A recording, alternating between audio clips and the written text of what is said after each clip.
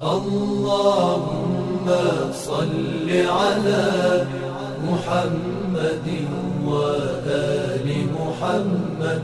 اللهم صل على محمد وآل محمد.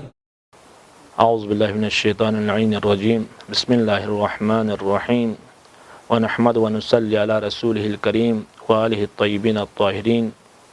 اما بعد فقد قال الامام الصادق علیہ السلام: من سرہ ان یکون من اصحاب القائم علیہ السلام فلینتظر ولیعمل بالورع ومحاسن الاخلاق.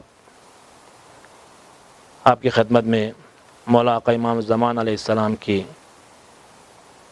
اعوان و انصار اور یاران کی ویجگی اور خصوصیات بیان کر رہے تھے.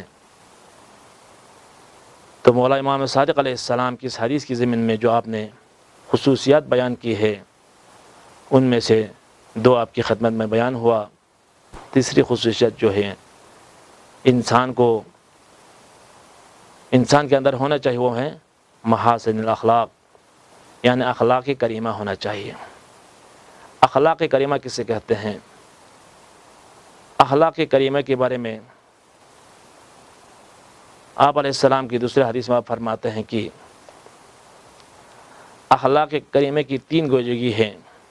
ان میں سے ایک کیا ہے؟ انصاف ہے. انسان کو با انصاف ہونا چاہیے. اخلاق کے اعلیٰ درجے میں سے ایک درجہ کیا ہے؟ انسان با انصاف ہوتا ہے. ہر ایک کے ساتھ اس طرح انصاف کر لیتا ہے کہ انسان جو خود دوست رکھتا ہے وہ دوسروں کو بھی دوست رکھتا ہے. وہ خود چاہتا ہے وہ دوسروں کے لیے بھی وہی چاہتا ہے. وہ جو اچھائی اور نیکی خود کے لیے چاہتا ہے وہ دوسروں کے لیے وہی چاہتا ہے. اس طرح وہ با انصاف ہوتا ہے. یعنی انسان کی اخلاق کریمہ کی ایک اثر یہ ہے کہ وہ ہمیشہ با انصاف ہوتے ہیں. دوسرے اپنے مومن بھائیوں کے ساتھ وہ کہ انصاف سے کام لیتے ہیں. اس کی دوسری اثر یہ ہے کہ وہ اپنے دینی بھائی کے ساتھ مالی کمک کر دیتے ہیں، مدد کر دیتے ہیں. وہ اپنے بھائی کے ساتھ برابری چاہتے ہیں. وہ چاہتے ہیں کہ جو کچھ اس کے پاس ہے وہ دوسرے کے پاس بھی ہو جائیں. لہٰذا محاسن اخلاق یہ ہے کہ انسان کے جو اخلاق کریمہ میں سے ایک ان کے اثر میں سے ایک اثر یہ ہے کہ انسان جو کچھ اپنے پاس ہے وہ اپنے بھائیوں کو بھی تقسیم کر کے دے دیتا ہے. وہ برابری چاہتا ہے. وہی نہیں چاہتا کہ وہ دنیا طلبی نہیں چاہتا ہے بلکہ وہ آخرت کو انتخاب کر لیتا ہے. وہ جو کچھ اس کے پاس ہے وہ اپنے بھائیوں میں تقسیم کر لیتا ہے. وہ دینی بھائیوں کی فکر میں رہتا ہے. جو کچھ اس کے پاس ہوتا ہے وہ ان کو سب کو برابری کے ساتھ تقسیم کر کے ان کے ساتھ مدد کر دیتا ہے. اس اخلاق کریمہ کی تیسری اثر یہ ہے کہ وہ ہمیشہ ذکر خدا میں ہوتا ہے. وہ یاد خدا میں ہوتا ہے. وہ ہمیشہ اللہ کو یاد رکھتا ہے، اللہ کو یاد رکھتا ہے. وہ کبھی ذکر خدا سے، ذکر الہی سے وہ غافل نہیں ہوتا ہے.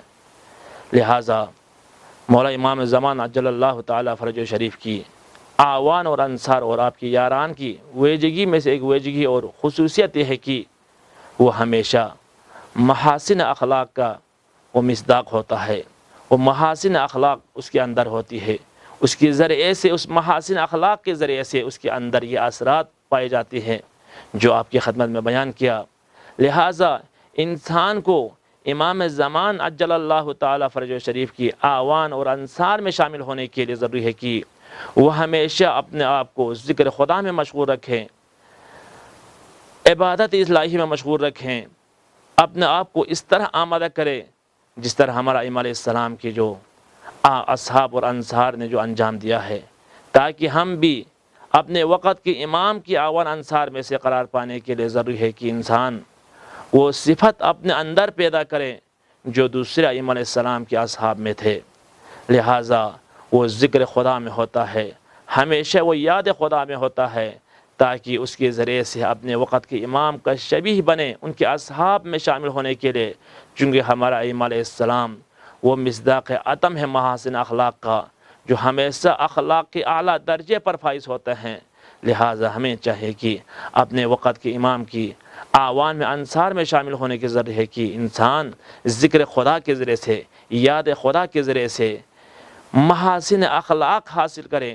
اس محاسن اخلاق کے حصول کے ساتھ ساتھ انسان امام زمان اجل اللہ تعالیٰ فرجہ شریف کی آوان انصار میں اور آپ کی یاران میں سے ہم شامل ہو جائیں۔ لہٰذا اگر چاہتے ہیں کہ اگر امام زمان علیہ السلام کی آوان انصار میں شامل ہو جائیں، لہٰذا یہ ماہ رمضان المبارک جو نزدیک ہے، جو عبادت کا مہینہ ہے، اس میں کوشش کرے کہ اس طرح عبادت انجام دے انسان خدا بھی راضی ہو، امام بھی ہم سے راضی ہو، ہم امام کی آوان انصار بھی قرار پائیں۔ اللہ کی بارگاہ میں ہم دعا کرتے ہیں خدا پالنے والے ہمیں مولا امام زمان علیہ اجل اللہ تعالیٰ فرج شریف کی آوان انصار میں سے قرار فرمائیں۔ والسلام علیکم ورحمۃ اللہ وبرکاتہ۔ اللهم صل على محمد وآل محمد اللهم صل على محمد وآل محمد